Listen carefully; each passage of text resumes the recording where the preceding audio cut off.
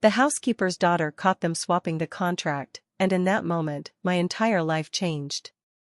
Stick with me while I share my story, and if it touches you, don't forget to support our channel by hitting that subscribe button, dropping a like, and sharing it with the people you care about. I never meant to be in that room. I was only there because the rain had started suddenly, and my mom asked me to grab the cleaning supplies she had left near the study. The house was quiet in a way that always made me nervous, like I didn't fully belong there. The walls were tall, the floors shined, and everything felt expensive and untouchable. As I walked down the hallway, I heard voices coming from behind the office door. It was slightly open. I wasn't trying to listen, but I froze when I saw movement inside. Two men stood near the desk. Papers were spread out, and their voices were low, tense, nothing like the confident tone people usually used in this house. One of them took a document, slid it under another stack, and replaced it with a different one. It wasn't fast, but it was careful. Like he had done it before. The other man watched closely, nodding, then checked the door like he was afraid someone might walk in. My heart started pounding. I didn't know what the papers were about, but I knew people didn't act like that unless they were hiding something. I stood there for just a few seconds, but it felt much longer. Every sound seemed loud. My breathing felt heavy in my chest. I stepped back quietly, hoping the floor wouldn't creak. My hands were shaking as I walked away. I kept telling myself it wasn't my business, that I probably misunderstood what I saw. But deep down, I knew that wasn't true. Something serious had just happened, and I was the only person who had seen it. The rest of the afternoon passed slowly. I helped my mom finish her work, smiled when spoken to, and pretended everything was normal. But my mind kept replaying that moment again and again. The way the papers were switched. The look on their faces. The silence that followed. On the drive home, my mom talked about groceries and bills, completely unaware of what I was carrying inside. I wanted to tell her, but fear stopped me. I didn't know who to trust or what it could mean for us. We depended on this job. One wrong move could cost us everything. That night, I couldn't sleep. I stared at the ceiling, realizing how small and powerless I felt. I was just a student, just the daughter of a woman people barely noticed. But I had seen the truth, even if I didn't fully understand it yet. And once you see something like that, you can't unsee it. Growing up, I learned early how to stay quiet. My mom, Marilyn Carter, worked as a housekeeper for the same family for many years. That house was where she spent most of her days, and many evenings too. I often went with her during school breaks or weekends to help with small tasks. We were always there, but never really seen. People walked past us as if we were part of the furniture. They talked over us, around us, but rarely to us. I didn't take it personally at first. It was just how things were. You clean, you smile, you stay out of the way. That was the unspoken rule. My mom believed deeply in doing honest work and being loyal. She took pride in keeping the house spotless. She often spoke well of the people she worked for, especially Ethan Whitmore. To her, he was a good man. She said he paid on time, didn't shout, and sometimes said thank you. In her world, that meant kindness. She defended him whenever anyone hinted otherwise. If neighbors complained about rich people being selfish or unfair, my mom would shake her head and say Ethan was different. She trusted him. She felt safe under his roof, and because of that, I tried to feel safe too. I kept my head down and focused on my studies. I didn't dream big or expect much. I just wanted a stable life and to help my mom when I could. We didn't ask questions. We didn't push boundaries. Survival meant blending into the background and not causing trouble. At the house, I learned how to move quietly, how to avoid eye contact, how to listen without reacting. I noticed things others didn't because no one thought I mattered enough to watch. Conversations flowed freely around me, as if I were invisible. I never imagined that silence could become dangerous. My mom never saw herself as replaceable. She believed loyalty protected her. She thought years of service meant something. I wanted to believe that too. I wanted to think hard work would always be respected. But there was a line between being trusted and being ignored, and we were firmly on the ignored side. We were close enough to hear secrets, but powerless enough to be crushed by them. At that time, I didn't understand how fragile our position was. I didn't realize how easily people like us could be pushed aside if we became inconvenient. I was still holding on to the idea that good intentions were enough to keep you safe. Looking back, we weren't just in the shadows. We were standing right next to danger, without even knowing it. A few days later, I found myself thinking about those papers again.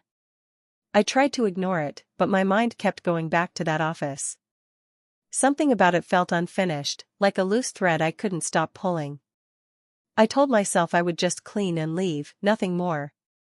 That afternoon, the office was empty. The desk was neat, but one folder sat slightly apart from the rest.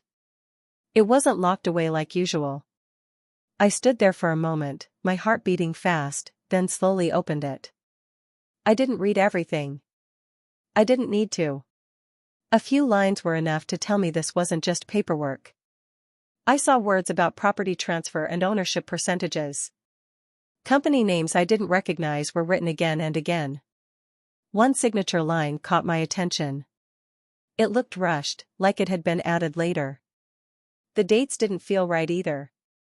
Even with my limited knowledge, I could tell something was off. I closed the folder quickly, my hands cold. I felt like I had crossed a line, but the truth was already sinking in. This wasn't a simple agreement. This was about control, about taking something valuable from someone else. Later that day, I was dusting the hallway near the living room when I heard raised voices. I slowed my steps and stayed quiet. Claire Whitmore's voice was sharp, filled with panic I had never heard from her before. She was arguing with Mark Hollis. She said they had to be careful. She said everything would fall apart if the original document ever showed up. Her voice dropped when she said it, like the words themselves were dangerous. Mark replied that it was already handled, but his tone didn't sound confident. I stood still, barely breathing. My chest felt tight. I finally understood that what I had seen wasn't a mistake or a misunderstanding. It was planned. It was hidden on purpose. And it involved more people than I first thought. As their voices faded, my legs felt weak. I leaned against the wall, trying to steady myself. I kept thinking about the person whose name was on that contract. Whoever they were, they had no idea what was being done behind closed doors. That night, the weight of it all settled on me. This wasn't just about money or power. This was about stealing someone's future. A home. A business. A life built over years. I felt fear, but I also felt something else growing quietly inside me. Awareness. Once I understood what was happening, I couldn't pretend anymore. I was no longer just someone passing through the house. I was someone who knew the truth. And knowing the truth made everything feel heavier, because I realized that silence could cost someone everything. The name stayed in my head for days. Daniel Reeves. I had seen it on the contract, but at first it didn't mean much to me. Then I started noticing how often it came up in quiet conversations around the house. Not directly, not clearly, but always with tension. When his name was mentioned, voices lowered and sentences ended quickly. One afternoon, while sorting items in the storage room, I overheard a phone call. Ethan's voice was calm but cold. He talked about losses, bad decisions, and someone who had ruined everything. He said Daniel should have known better and now had to deal with the consequences. When the call ended, Ethan sounded relieved, like a problem had been pushed away. That was when things started to make sense. Daniel wasn't just a name on paper. He was real. He had been part of the business, someone trusted enough to be involved from the beginning. But now, he was being treated like a burden, like a mistake that needed to be erased. Later, I heard more. Legal trouble. Creditors. Properties being seized. The words came from different mouths at different times, but they all pointed in the same direction. Daniel Reeves was falling apart, and everyone in this house knew it. I felt sick to my stomach. The contract I had seen wasn't just changing ownership. It was rewriting the story. It was making Daniel look responsible for things he didn't do. The swapped document shifted blame neatly onto him, leaving others clean and protected. I imagined what his life must look like now. Meetings with lawyers. Bills piling up. Sleepless nights. All while believing his closest friend had turned his back on him. He probably thought he had failed, that everything was his fault. The unfairness of it burned inside me. Daniel wasn't some stranger. He had trusted the wrong people. And because of that, he was losing everything. I started to understand the full weight of what I had seen. This wasn't just dishonesty. It was betrayal at the deepest level. Someone was being sacrificed so others could stay comfortable. I also realized something else. Daniel had no idea what had really happened. He didn't know a contract had been switched. He didn't know the truth was hidden in a quiet house, witnessed by someone no one paid attention to. That knowledge changed me. I wasn't just observing anymore. I was carrying someone else's truth. And once I connected all the pieces, I knew this story wasn't going to end quietly. The call came early in the morning. My mom answered it with her usual calm voice, but that calm didn't last long. I watched her face change as she listened. Her shoulders dropped, and her eyes filled with confusion. When she hung up, she just sat there quietly for a moment, holding the phone like it had betrayed her. She told me she was fired. No warning. No reason. Just a short message saying her services were no longer needed. After all those years, it ended in less than a minute. What hurt more was what came next. Her final paycheck would be delayed. They said there were issues to sort out. I saw the pain in her eyes, even though she tried to hide it. She kept saying it was okay, that we would manage. But I knew better. That money mattered. It paid our rent. It kept our lights on. It was earned honestly, and now it was being taken away without shame. At first, I thought it was just cold behavior from people who never cared. Then the truth settled in. The timing was too perfect. My mom hadn't done anything wrong. She hadn't missed work. She hadn't complained. The only thing that had changed was what she had been close to without realizing it. She didn't see the documents. She didn't hear the arguments. But she was there every day. And in their world, that was enough to make her a risk. That realization hit me harder than anything else so far. This wasn't only about Daniel anymore. This wasn't only about stolen property or false blame. This was about my mother being thrown away like she never mattered. I felt anger rise in my chest, sharp and steady. Not the kind that makes you shout, but the kind that makes you think clearly. They didn't even respect her enough to explain. They thought silence would keep us small. My mom blamed herself. She wondered if she had cleaned something wrong, said something wrong, stayed too long in one room. Hearing that broke something inside me. She had given them loyalty, and they answered with fear and cruelty. That night, I made a quiet decision. I wasn't going to let this pass. Not for my mom. Not for Daniel. Not for anyone they thought was too powerless to fight back. I knew I couldn't rush. People like them didn't fall from loud accusations. They fell from truth placed carefully where it couldn't be ignored. I didn't want revenge fueled by rage. I wanted justice built on facts. For the first time, I stopped seeing myself as just a bystander. They had crossed a line when they touched my family. And once that line was crossed, there was no turning back. They thought firing my mother would erase the problem. What they didn't realize was that it gave me a reason I could never walk away from. I knew better than to confront anyone. Anger can feel powerful, but it also makes people careless. I couldn't afford to be careless. One wrong step could destroy any chance of fixing what had been done. So I stayed quiet and acted like nothing had changed. I started with what I already knew. I wrote everything down from memory while it was still clear in my mind. Dates. Times. Who was present. Where things were placed. I didn't guess. I didn't add feelings. I stuck only to facts. If I couldn't prove it, I didn't include it. When I had the chance, I carefully copied the contract pages I had seen before. I didn't take originals. I didn't move anything that would be noticed. I used my phone briefly, just enough to capture the text and signatures. My hand shook, but I forced myself to stay calm. I compared the pages to public records I could access. Property filings. Company registration details. Small things most people ignore. That's where the cracks showed. Dates that didn't line up. Ownership percentages that changed suddenly. Signatures that appeared out of order. Each detail alone meant nothing.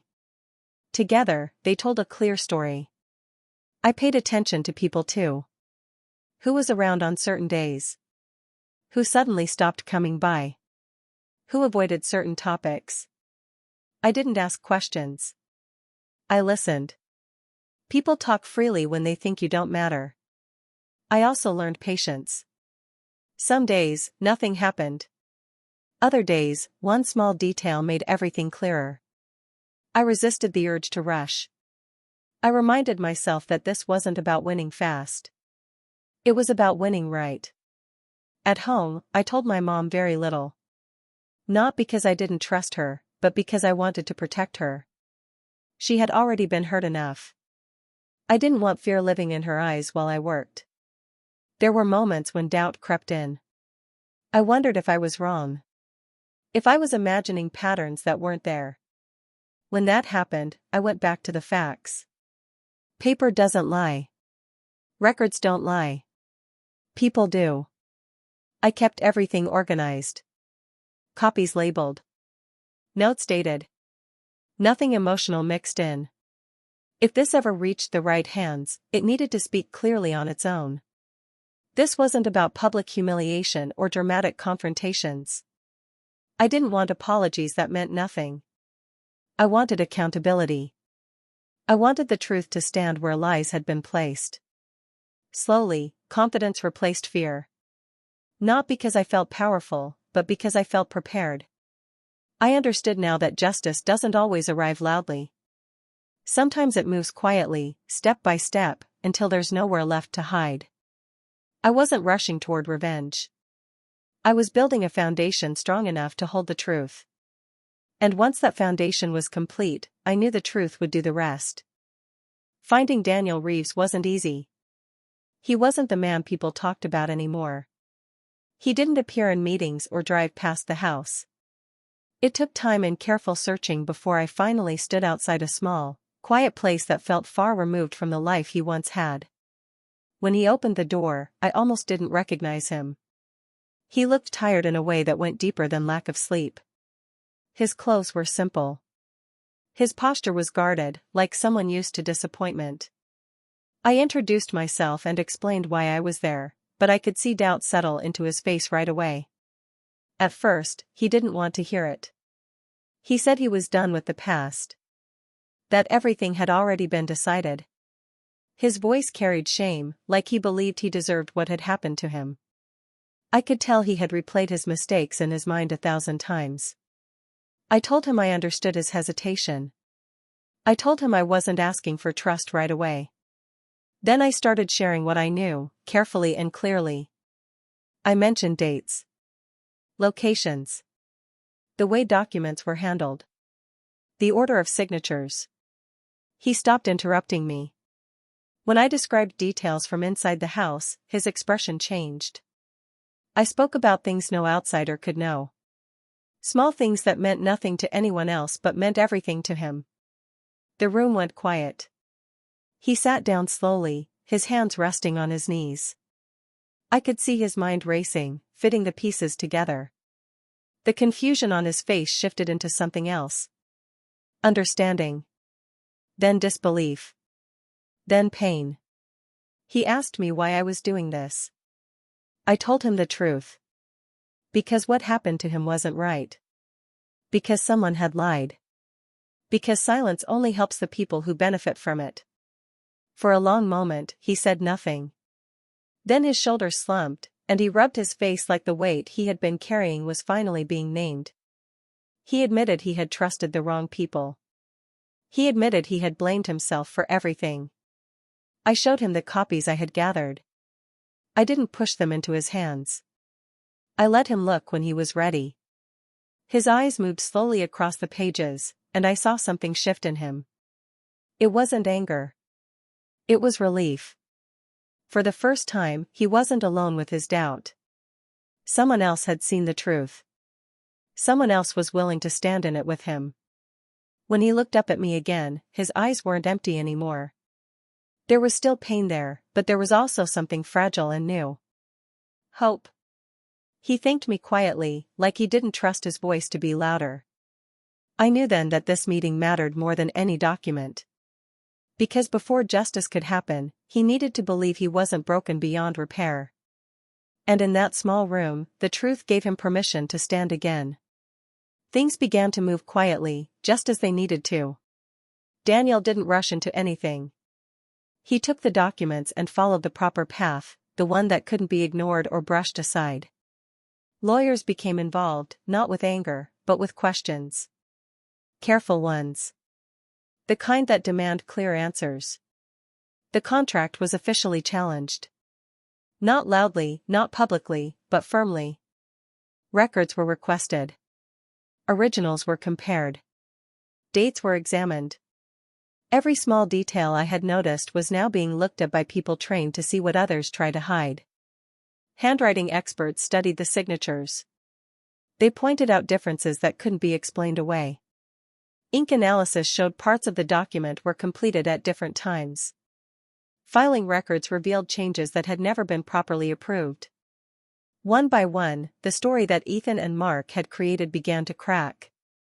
The confidence they once carried disappeared. Meetings that were once controlled turned tense.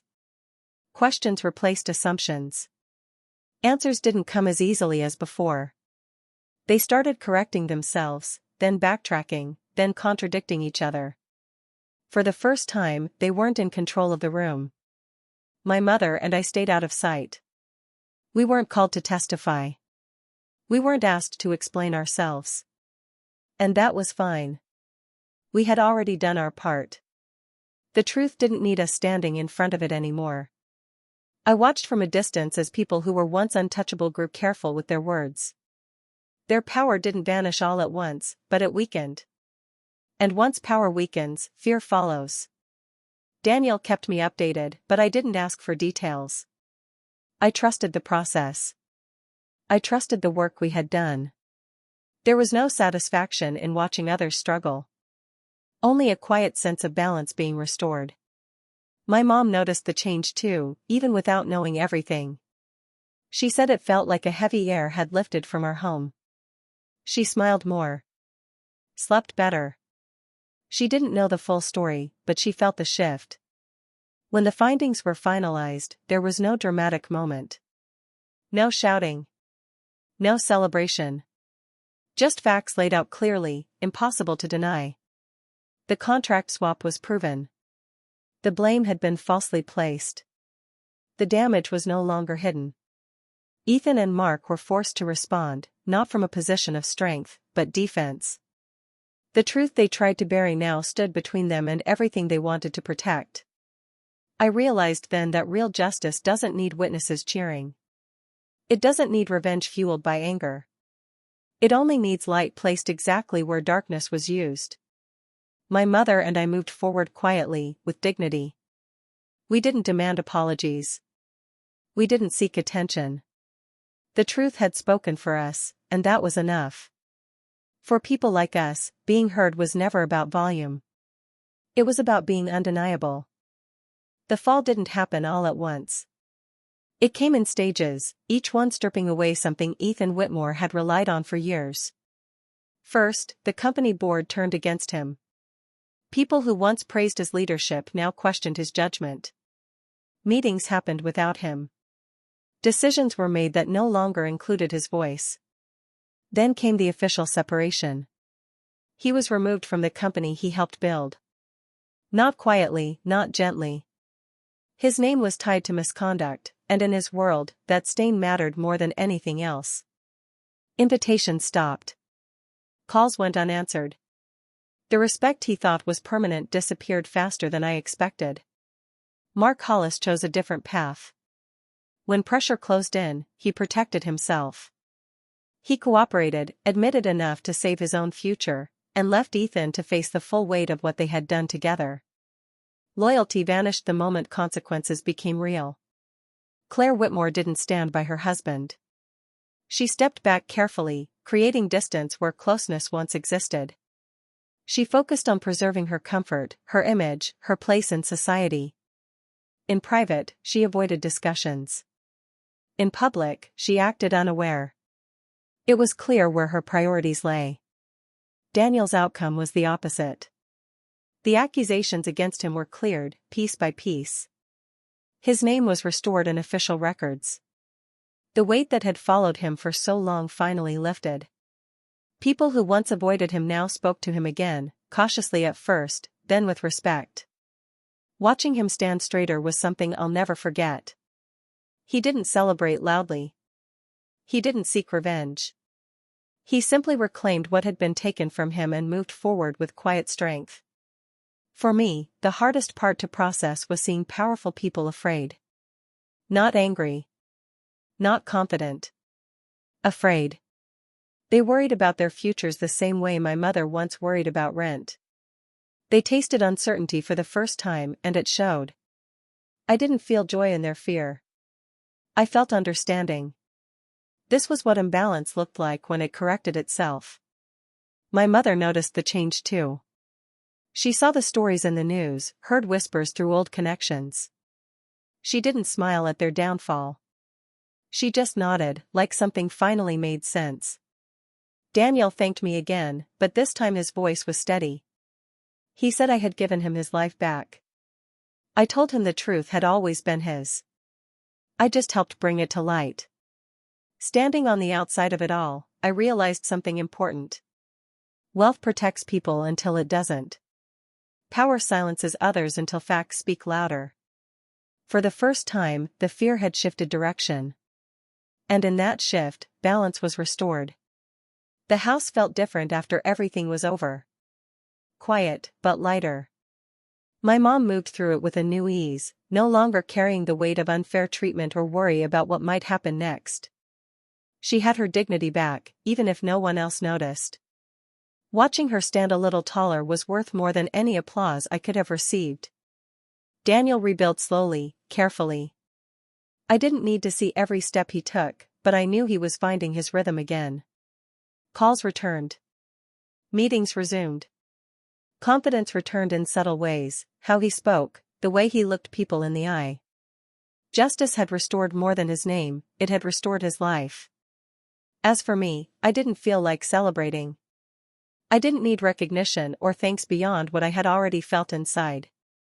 The truth had been revealed. Lies had been exposed.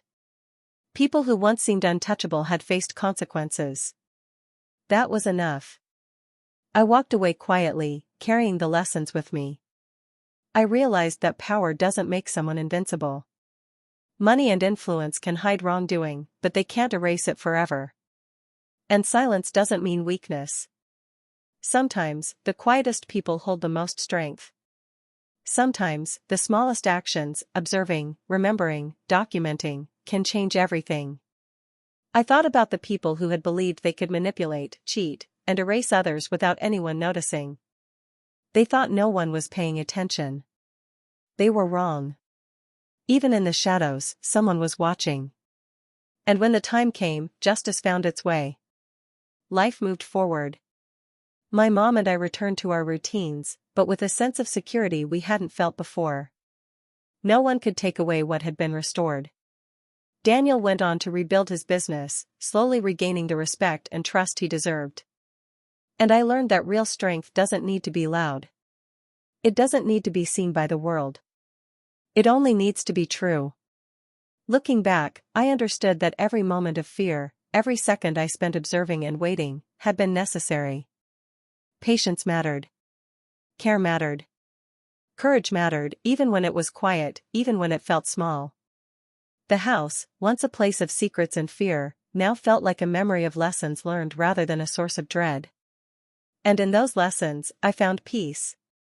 I didn't need recognition. I didn't need revenge.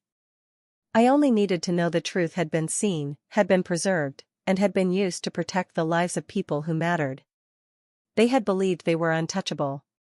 They had believed their actions would remain hidden. But truth has a way of finding its path. And in the end, it spoke louder than they ever expected. They thought no one was watching.